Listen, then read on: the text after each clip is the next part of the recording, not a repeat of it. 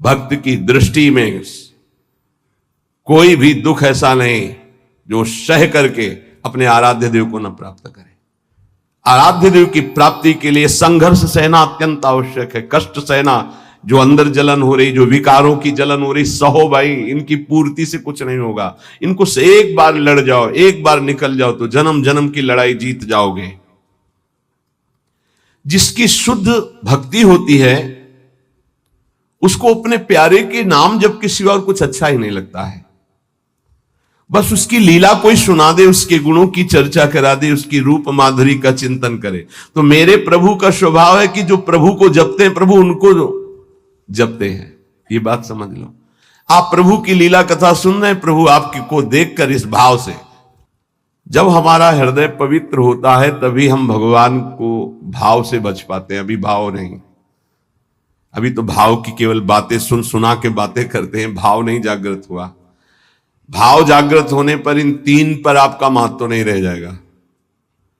स्वजन संबंधियों पर, अर्थ के द्वारा प्राप्त होने वाले भोगों पर और इष्ट देव से बिलक साधनाओं पर, इन पर आपका राग नहीं रह जाएगा। ये पहचान है भाव की। आराध्य देव पर ही केवल, जैसे गोस्वामी जी कहते, बने तो रघुबर ते बने, बिगड़े तो भरपूर, तुलसी औरन ते बने, ताबन पे धूर। जब तक नाशवान पदार्थों में महत्व रहेगा, ये जो श्लोक है कि जिस प्रकार से भक्त मेरी शरण में आता है, मेरा भजन करता है, मैं वैसे ही उसका भजन करता हूं। नाशवान पदार्थों का महत्व देने से हमारा मन अपवित्र हो जाता है। नाशवान पदार्थों के भोगने से हमारी इंद्रियां और तन अपवित्र हो जाता है, हमारे कर्म अपवित्र हो जाते हैं, तो जन्म निश्चित हो गया अगला। और जब हम भगवान की शरण में आते हैं, भगवत नाम जप करते हैं, भगवत शरणागत होते हैं, भगवत भक्तों का संग करते हैं, तो सारी मलिनता नष्ट हो जाती है। तन की, मन की, स्वभाव की सब मलिनता नष्ट हो जाती है। इस बात को समझिए। शरीर, इंद्रियां, मन, बुद्धि, पद, योग्यता, अधिकार, धन, जमीन, जितनी भी ये सब हैं, इनमें रुचि, आसक्ति, ये तुम्हारे मन को पवित्र कर देगी, तन को अपवित्र कर देगी, स्वभाव को अपवित्र कर देगी। अगर इन्हीं सभी को प्रभु को समर्पित करके कर्तव्य कर्म का पालन करते हुए नाम जप करोगे तो सब कुछ पवित्र हो जाएगा। जैसे जड़ मिठाई कभी ऐसे लगाने वाली नहीं होती, लेकिन जब प्रभु को अर्पित करते तो प्रसाद हो जाती है। मांग करके किनका मिलता है तो बड़ा आनंद का अनुभव होता है, मेरे प्रभु का प्रसाद है। ऐसे ही शरीर, इंद्रिया, मन, बुद्धि, पद, योग्यता, अधिकार, धन, जमीन, जो कुछ भी है उसे प्रभु को अर्पित करके अपने कर्तव्य का पालन करते हुए जो नाम जप करता है, उसका तन पवित्र, उसका मन पवित्र, उसका स्वभाव पवित्र, उसकी सब वस्तुएं पवित्र हो जाती है। अब तो वैसी निष्ठा नहीं दिखाई दे रही है, होगी किसी के अंदर। पहले महापुरुषों में देखा, जैसे श्री चतुर्भुजदास जी महाराज जो सेवक जी के मित्र थे, अगर जिस गांव में गए वहां अगर वैष्णव नहीं है, कंठी तिलकधारी, तो उस गांव के कुएं का पानी भी नहीं पिएंगे, ऐसी निष्ठा रखते थे। यहां एक भी वैष्णव नगर में नहीं थे। नगर क्या है, ये भूतों का डेरा है। फिर जहां भगवान का भक्त नहीं, भगवान का भजन नहीं, नाम कीर्तन नहीं, उस नगर का पानी नहीं पीते थे। ये उनके चरित्र में आया है। बहुत पवित्रता का निर्वाह महापुरुष जन भजन के लिए करते थे। गले में कंठी नहीं, मस्तक पे तिलक नहीं, तो हाथ से पानी पीने की रुचि नहीं है। ऐसी निष्ठा, निष्ठा में ही तो सब। इसी निष्ठा का प्रभाव दैवी शक्ति को भी परास्त कर दिया। एक दिन एक नगर से निकल रहे थे तो देखा एक आदमी चिल्ला रहा था, रो रहा था, उसके हाथ पीछे बंधे हुए थे और बड़ा ढोल नगाड़ा बज रहा था, उसको घसीटते हुए ले जा रहे थे। चतुर्भुज दास जी मंडली के सहित मुरली मनोहर अपने ठाकुर को लेकर, मुरलीधर को, वो विचरण करते थे। तो उन्होंने लोगों से पूछा, ये आदमी इतना त्राहिमाम बोल रहा है, इसका कोई साथ क्यों नहीं दे रहा है, इसको क्या? तो बोले ये देवी के बलि चढ़ाने के लिए ले जाया। देवी की बलि? कहां है मंदिर? गांव के बाहर है। वाह, पहले उसको रोकवा दिया। इतना भजन का तेज था रुकवा दिया और दरवाजे पे गए और कहा कि तुम मां हो? कैसी मां हो जो तुम अपने बच्चों की हत्या करवाकर मुस्कुराना सीखती हो? तुम मां हो, इसका मतलब है तुम्हारे अंदर ममत्व नष्ट हो चुका है। चाहे कोई भी सृष्टि का जीव हो, वो तुम्हारा बेटा होता है। कुपुत्रो जायते क्वचित् कुमाता न भवति। ये कैसा न्याय आपका कि आपके सामने आपके बेटे को बंदी बनाकर बलि दिया जा रहा हो, आप प्रसन्न मुद्रा में हो। वहां के पुजारी ने कहा आप अंदर नहीं घुस सकते। बोले ये अंदर नहीं रह सकते। अब ठाकुर जी को साथ लेके तो देवी जी बाहर निकल आए, ठाकुर जी को सिंहासन पे विराजमान किया। उनके भागवतिक वैष्णव तेज भजन के प्रताप से लिखा हुआ है भक्तमाल जी में भी, जहां भी उनका चरित्र चतुर्भुज दास जी का, ऐसे हरिव्यास देवाचार्य जी। तो देवी जी ने कहा क्या आदेश है हमारे लिए? देवी जी ने कहा तो उनका पहले यहां के राजा को बोलो कि आज के बाद अगर यहां बलि चढ़ी तो सर्वनाश तुम ही करोगी। बोलो जाके यही। राजा को जाकर के देवी जी ने भय दिखाया और कहा अगर आज के बाद किसी भी जीव की हमारे ऊपर बलि चढ़ाई गई तो अब हम वैष्णवी हो गई है, आज के बाद को नहीं। हाँ, अगर बलि चढ़ानी तो नारियल नींबू आदि, ये नहीं, जीवों की बलि नहीं। कंठी बांधी देवी जी के और श्री जी के चरणारविंद की आसक्ति का मंत्र दिया देवी जी को चतुर्भुजदास जी ने। ठाकुर मुरलीधर को वहां विराजमान करके नाम कीर्तन बंद करा दी, प्रथा मुक्त करवा दिया। जो बलि की लीला है, नाम बल, भजन बल। यदि आप प्रभु का आश्रय नहीं लिए, नाम जप नहीं कर रहे, तो यही शरीर, इंद्रियां, मन, बुद्धि, पद, योग्यता, अधिकार, धन, जमीन, ये तुम्हारे तन को मलिन, मन को मलिन, स्वभाव को मलिन और अगला जन्म निश्चित। जैसे कोई कहता है हम तो पिछले जन्म को मानते नहीं, अगले जन्म को मानते ही नहीं, तो तुम्हारे मानने न मानने से सृष्टि चल रही क्या? कि तुम मानोगे तो सृष्टि चलेगी, नहीं तो बंद हो जाए। हम मानते नहीं सूर्योदय होता है तो सूर्योदय बंद हो जाएगा क्या तुम्हारे मानने ना मानने से? क्या ईश्वर का संविधान और शासन आंख मूंदने से टल जाएगा क्या? तुम्हारे ऐसा कहने से टल जाएगा क्या? अगर नहीं मानते हो तो है कोई परम शक्तिशाली जो बरबस जीव को उसके कर्म को भुगवा रहा है कोई कर्म का प्रबल फल देने वाला महान ईश्वर जो सुख और दुख के चक्र में पूरी सृष्टि को फंसाए हुए है। उसी से मुक्त होने के लिए वही है एकमात्र जिसका आश्रय ले लो। भक्त को भगवान के स्वरूप का ज्ञान, भगवान का दर्शन, भगवान के साथ खेल खेलने का सौभाग्य, तीन बातें जो प्राप्त होती है ये ज्ञानी को नहीं प्राप्त होती है। भगवान के प्रेम स्वरूप, भगवान का दर्शन, संभाषण और भगवान के साथ खेलना, ये नहीं। ये बड़ी दुर्लभ बात भक्ति से प्राप्त होती, इसलिए सर्वोपरि भक्ति। जो भगवत परायण भक्त है उसमें शरीर और संसार की आसक्ति नहीं रहती। देख लो, शरीर और संसार की आसक्ति नहीं रहती। इस भगवत परायणता के लिए हठपूर्वक बहुत नाम जपा जाए तब ये जागृत होती भगवत परायणता। हठपूर्वक शब्द आया है, हठपूर्वक हमको नाम जप करना बहुत कठिन है। नाम जप करना, बातें बना लेना अलग बात है, नाम जप करना बहुत कठिन है। अगर नाम जप हठपूर्वक करोगे तो संसार शरीर की आसक्ति नष्ट हो जाएगी, भगवत परायण हो जाओगे, भगवान के तत्व का ज्ञान हो जाएगा, भगवान से प्रेम हो जाएगा, भगवान का साक्षात्कार हो जाएगा, भगवान से वार्ता होगी, भगवान के साथ खेलोगे। जब भगवत परायणता जागृत होती है तो कुत्ता, गधा, चांडाल जहां दृष्टि जाती है वहां श्री कृष्ण दिखाई देते हैं। विद्या विनय संपन्ने ब्राह्मणे गवि हस्तनी स्वनी चय सुपाके चा पंडिता समदर्शिना, ये तत्वबोध हो जाता है भक्त को, क्योंकि उसकी दृष्टि भगवत स्वरूप हो गई तो पूरी सृष्टि भगवत स्वरूप हो गई। किसकी? जो हठपूर्वक नाम जप करता है। हठपूर्वक मतलब स्वाद नहीं मिल रहा, कोई रुचि नहीं, पर गुरुदेव ने कहा इसलिए मुझे जप करना ही है। जब बिना किसी प्रयास के भगवत स्मरण चलने लगे, बिना कोई अटकल लगाए कि अरे सब में भगवान है और भगवान दिखने लगे, तो समझ लेना चाहिए कि अब हमारा कार्य पूरा हो गया है। शरवत, जैसे साधक देखेगा तो पहले स्त्री पुरुष दिखाई देगा, फिर भावना करेगा कि इसमें श्री भगवान है, लेकिन परिपक्व जब हो जाएगा तो ये ढांचे नहीं दिखाई देंगे, केवल भगवान दिखाई देंगे।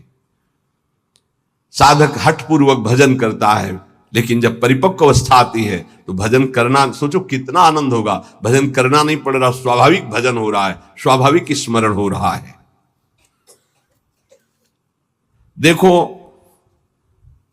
जल जड़ है, जल तत्व जड़ है, पर इस जल में जब रगड़ पैदा की जाती है तो बिजली पैदा हो जाती है।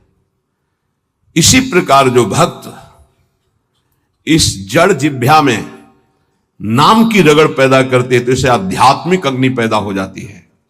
यही सब पापों को भस्म करके, संचित कर्म को भस्म करके ये भगवत प्राप्ति कराती है, ये समस्त विकारों पर विजय प्राप्त कराते हैं। जड़ जिह्वा पे जैसे बिजली घर्षण के द्वारा पैदा होती है, जल में जल का परस्पर घर्षण होता है, उससे बिजली पैदा हो जाती है। ऐसे जिह्वा और नाम का घर्षण होता है तो एक आध्यात्मिक शक्ति पैदा होती है जो समस्त कामनाओं पर विजय प्राप्त कराती है, जो माया को पराजित करके भगवत साक्षात्कार कराती है। पकड़ो भाई, बात को पकड़ो।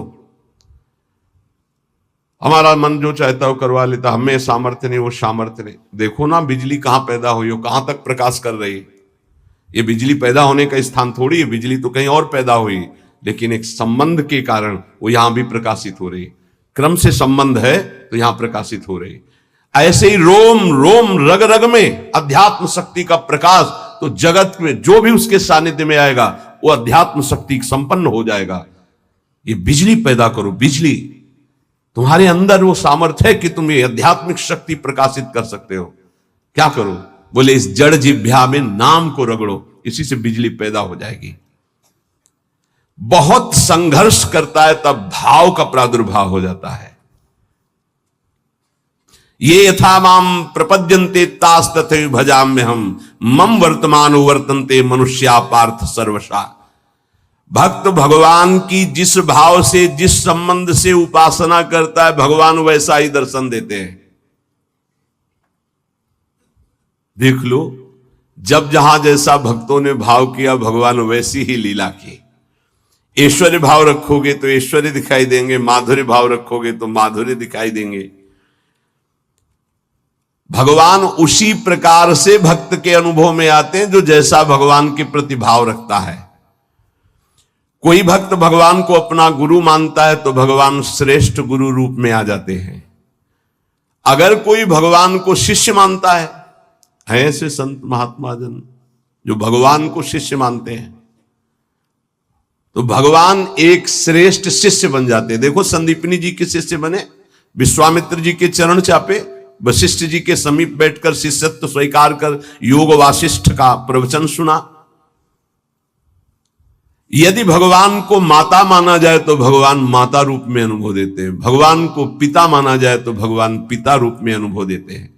भगवान को पुत्र माना जाए तो भगवान पुत्र रूप में अनुभव। देखो, एक दिन देवर्षि नारद जी दर्शन करने गए नंद महल में, तो देखा मोटी डेहरी बाबा की डेहरी, तो उसको लालजू महाराज लांघना चाहते थे, दरवाजे के बाहर खेलने जाना चाहते थे। अभी खड़े होना ठीक से आया नहीं था, घुटनों के बल चल रहे थे, तो ऐसे चलते हुए घुटनों के बल ऊपर ऐसे देहली के हुए, चरण ऊपर उठ गए, हाथ ऐसे हो गए, अब देहली के बीच में टंगे हुए और रो रहे हैं। नारद जी ने देखा, साष्टांग दंडवत किया, बोले प्रभु देहली पार कर दे क्या? तो बोले जानते नहीं हो क्या हमारे लिए देहली? उन्हें बोले जानते हैं प्रभु, वामन अवतार में एक चरण बढ़ाया था तो ब्रह्मलोक तक गया था। तो बोले तुम जानते हो ना, ये तुम्हारे लिए लीला नहीं है, मुझे पुत्र भाव से उन लोगों ने भजा है तो उनकी सुख के लिए मैं लीला करूं। चलो बीणा लो और दूर खड़े होकर के दर्शन करो। रोने, मैया मैया मैया भागती हुई आई, अरे मेरे लाला, उठाया गोद में और दासियों को डांट रही, तुम लोग ध्यान नहीं देते, देखो लाला मेरा कस, मैया की गोद में। अगर कोई मुझे पुत्र मानता, देखो जगत को एक क्षण में रचने वाले पिता, उनको पुत्र माना तो घुटनों के बल भक्त के आंगन में चल रहे हैं। जगत का भरण पोषण करने वाले प्रभु का भरण पोषण यशोदा मैया के वक्षा स्थल के दुग्ध से होता है। कैसा भाव का खेल है। ये बड़ा सुंदर स्वरूप है। जब यशोदा मैया छड़ी लेकर, बहुत उपद्रवी हो गया है। लालू महाराज ने देखा आज तो पिटेंगे, मैया आवेश में है, ऐसे दोनों हाथ से ऐसे, तो पूरा काजल गाल में, कितनी सुंदर शोभा, विशाल नेत्र है ना, एक बूंद आंसू नहीं, और रोते जा रहे, मैया की तरफ भयचकित देख रहे हैं, दया आ जाए, छड़ी ना। कौन है? भ्रकुट टीढ़ी कर दे तो भय को भी भयभीत कर देने वाले प्रभु। ये देखो भाव देश का स्वरूप देखो। अरे छठी के दिन इतनी विशाल पूतना को भी, तो इनके लिए कोई भय है क्या? लेकिन भाव का देखो खेल। मैया ने पुत्र माना तो प्रभु वैसे ही लीला दर्शा रहे। अरे और तो और बात जाने दो, यदि भगवान को नौकर मान लो तो वो नौकर भी बन जाते हैं। वो कह रहे हैं कि नौकर बनू हजाम। कैसे अद्भुत! त्रिलोचन जी के यहाँ, एकनाथ जी के यहाँ श्रीखंडिया के रूप में, माधवदास बाबा के यहाँ स्वयं जगन्नाथ जी सेवक ही बने हुए तो लगे ही। ये ऐसे भगवान से यदि अपनापन करके कोई भाव कर लो, वो आपको अनुभव कराएंगे। सच्ची कहते तुम पहचान नहीं पा रहे, रोज तुमसे मिलता है वो, हर क्षण तुमको देखता है क्योंकि तुम भक्त हो उनके, लेकिन तुम्हारे अंदर वो दृष्टि नहीं आई इसलिए नहीं देख पाते। रोज मिलता है छलिया, वो रोज मिलता है वेश बदल कर। इसीलिए हर समय सावधान रहो, पता नहीं किस रूप में मेरा प्रीतम आकर के, हाँ, कहीं चूक ना हो जाए। त्रिलोचन जी के हृदय में था कोई ऐसा साधु सेवी मिले, क्योंकि मुझे इतना समय नहीं मिलता कि मैं संतों के पास बैठूं, उनके मन की बात पूछूं, फिर वैसा उनकी सेवा करूं। व्यवस्था सब हो जाएगी, कोई ऐसा नौकर में। भक्त के अंदर की कोई भी इच्छा भगवान अधूरी नहीं छोड़ते। मुझे कोई नौकर रख ले, 14 वर्ष की अवस्था, नौ किशोर अवस्था, मलिन वस्त्र धारण किए हुए, फटे पुराने, ऐसे जैसे नौकर धारण करते हैं, सामने से निकले। और जगह बोलते जाके नहीं, केवल त्रिलोचन जी के दरवाजे में बोल सकते हैं ये कि मुझे नौकर रख ले, और किसी की हिम्मत ही नहीं। ब्रह्मा की भी हिम्मत नहीं, ब्रह्मा की भी हिम्मत नहीं कि इनकी तरफ ऐसे भाव से दे। ये भक्तों का खेल है। त्रिलोचन जी आओ आओ, हमें तो जरूरत है एक नौकर की, बस संत सेवा करवाने के लिए। आप क्या कर लेते हो? बोले बचपन से अनाथ हूं, मेरा कोई है नहीं, न माता न पिता न परिवार। तो झूठ भी नहीं बोल रहे, इनका कोई है ही नहीं, यही सब है, तो इनका कौन है? बड़ा विचित्र खेल। भगवान शंकर का ब्याह हो रहा है तो शाखोच्चार बुलवाया जाता है, पीढ़ी के कुल परंपरागत। कहा गया हाँ आप अपने पिता का नाम लीजिए। भगवान शंकर ने कहा हम किसका नाम ले पिता के रूप में? चलो, ब्रह्मा जी की भ्रकुट से रुद्रावतार होता है, उनका ब्रह्मा जी, पिता ब्रह्मा और पितामह अभेद है हरि और हर। पर चलो, भगवान हरि की नाभि कमल से ब्रह्मा जी की भ्रकुट से रुद्रावतार, तो कहा हरि। प्रपितामह बोले शंकर।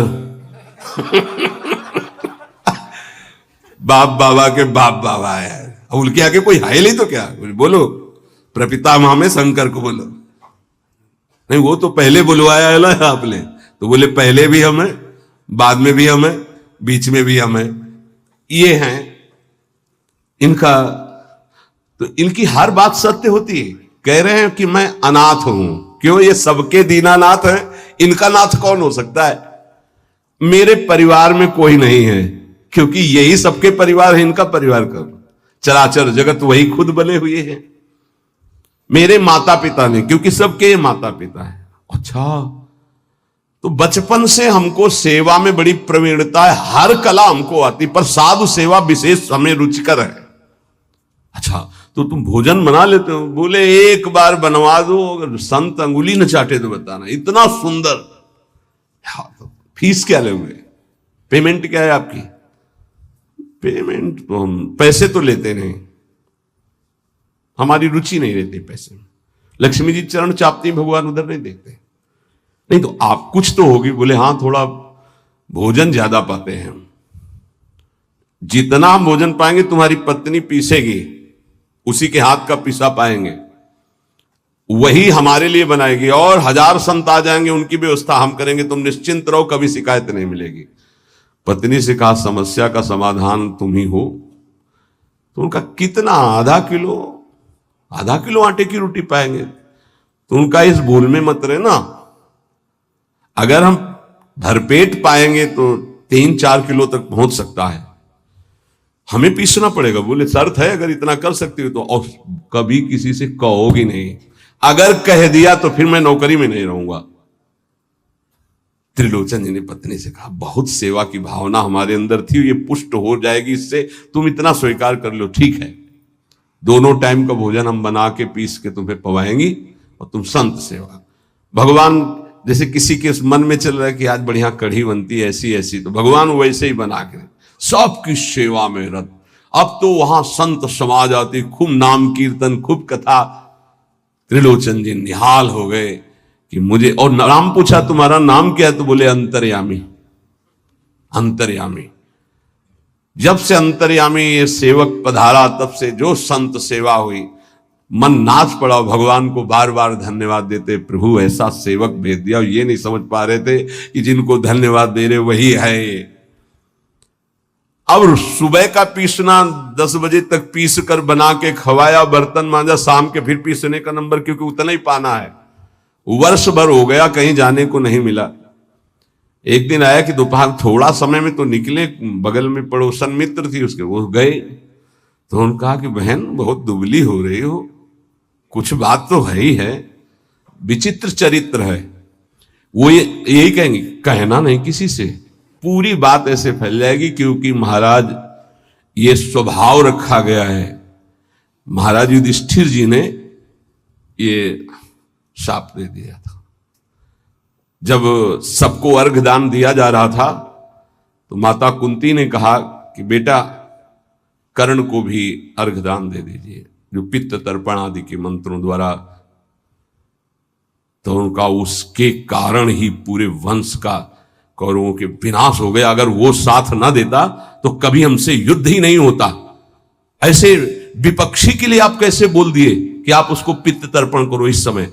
माता आपकी बुद्धि कैसा निर्णय कर रही है?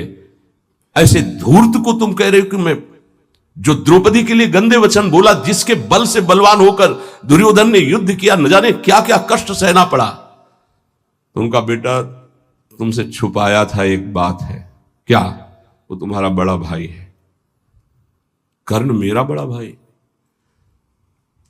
तब उन्होंने कहा मां अगर तुम इतना कह देती तो मैं पैर छूकर जे ही उसके सामने झुकता तो पूरा बच जाता, राज समाज नहीं मारा जाता, क्योंकि उसी के बल से दुर्योधन बलवान होकर लड़ रहा था। हमें कोई वैर होता ही नहीं। जब कर्ण को हम अपना राज्य दे देते तो दुर्योधन का मित्र ही था, कोई झगड़ा ही नहीं होता। मां ये बात पहले क्यों नहीं बताई? आज से मैं शाप देता हूं, कोई भी विशेष गुप्त बात माताओं के हृदय में ना टिके। संसारिक बात की क्षमता को सह पाना कोई महाभागवत की ही बात है। तो उन्होंने कहा कि कहना नहीं। अरे बोले दीदी तुम विश्वास मानो, कभी कहा है हमने? बोले एक नौकर आया है, बस कहना नहीं। बोले नहीं किसी से नहीं, एक नौकर आया है, वो बहुत सेवा करता है पर खाता बहुत है, और उसको बना बना के हम ही को खवाना होता है, इसलिए हम दुबली भी हो गए, तुमसे मिलने भी नहीं आ पाए। लेकिन कहना नहीं, वो चला जाएगा। जब लौट के आई तो हाँ नहीं थे, अंतर्यामी भगवान नहीं। त्रिलोचन जी तो हाँ अंतर्यामी कहाँ गए, खूब ढूंढा नहीं मिले, बहुत विकल होके रो रहे थे। उसी समय उसी रूप में भगवान प्रकट हुए। मालिक, अरे अंतर्यामी, जो ही नजदीक जाने की कोशिश तो देखा ललित त्रिभंगी भगवान से। प्रभु आप? बोले मैं ही तो था, तुम क्या समझते तुम्हारा कोई और नौकर था? मैं ही नौकर था, मैं तुम्हारी इच्छा की पूर्ति के लिए स्वयं नौकर बना हुआ। अगर आपका भाव बन जाए भगवान के प्रति तो भगवान नौकर बन जाए। देख लो, जहां अर्जुन जी की पादुकाएं हैं वहां भगवान बैठे हैं, और जहां भगवान की पादुकाएं रखने की चौकी होती वहां भगवान शंकर सनकादि नमन करते हैं। शिव सनकादि जहां वंदना करते हैं, जिनकी चरण रखने की चौकी में, वो भगवान वहां बैठे हैं सारथी पद पे, और रथी रूप में अर्जुन भक्त बैठा है। कैसी प्रभु तर उतर कभी डार पर, है, प्रभु ऐसे बैठे हैं और सब ऊपर बैठे, डाल में बैठे। प्रभु तरुतर कपि डाल पर देखिए आप। बड़ा विचित्र भगवान का कृपा प्रसाद है। जो भगवान को दोस्त मानता है तो भगवान दोस्त बन जाते हैं। जो भगवान के लिए जितना व्याकुल होता है भगवान उसके लिए उतना व्याकुल होते हैं। भगवान भक्त के बिना तभी नहीं रहते जब भक्त भगवान के बिना नहीं रह सकता। ये ध्यान रखना। आप जी रहे हो अच्छे से, वो छुपे हुए हैं। जिस दिन आप व्याकुल हो जाओगे वो छुप नहीं पाएंगे। वो बड़े प्रेमी हैं, तत्काल आपका साक्षात्कार हो जाएगा। भगवान श्री कृष्ण चंद्र जी कहते हैं मुझे जो जिस भाव से भजता है। देखो अभी क्या भाव से भज रहे हो, अब भी भज रहे हो विषय भाव से, भोग भाव से। जिस जिस भाव को आप, तो वही श्री कृष्ण बने हुए। सच्ची बात मान लो, उनके सिवा कोई नहीं बना होगा। वही है मत्ता परतरम नान्यत किंचित अस्ति धनंजय, किंचन मात्र हे धनंजय, मेरे सिवा कुछ नहीं है। इसलिए आप भगवान से अपनापन कीजिए। जो वस्तु चाहोगे वो बन करके आपके समीप आ जाएंगे। वही है वस्तु में, व्यक्ति में, स्थान में। देखो वही बनने वाले हैं, वही बनाने वाले हैं। जो वस्तु बनी वही बने हैं, पक्का समझिए। जिस समय हमारा ज्ञान दूर हो जाएगा तो ये बात समझ में आ जाएगी। वही जैसे बछड़ा और सखाओं का अपहरण किया तो सखा भगवान बन गए, उनके कपड़े बन गए, छड़ी छीका बन गए। वैसे ही रंग के बछड़ा, उतने ही बछड़ा, उतनी आयु के, ऐसे ही भगवान चराचर जगत बने हुए हैं। इसलिए हमारे अंदर भगवत भाव जागृत हो जाए तो निष्ठापूर्वक नाम जप करें और तन मन की अपवित्रता को दूर करने के लिए कर्तव्य कर्म, जो हमें कर्तव्य कर्म भगवान की सृष्टि में मिला है उसे करके भगवान को अर्पित करें। खूब नाम जप करें, जीवन की इसी में सार्थकता है। शेष चर्चा आगे।